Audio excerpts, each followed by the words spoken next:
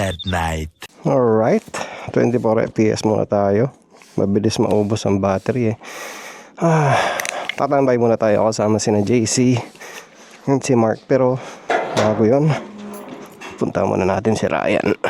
Medyo may leak pa kasi to sa panggilid. 97 octane pinalik na. So papagas tayo ng 97. Feeling ko parang mas tipid dun sa 97 to napansin ko lang.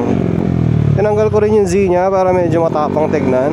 Iniisip ko kung tutuloy ko yung vlog kaninang umaga kasi same araw lang naman to nung kinuha natin yung mga jersey. Actually dala ko yung damit ni JC ngayon. Si Mark pumunta na kanina. Ako naka pure black lang.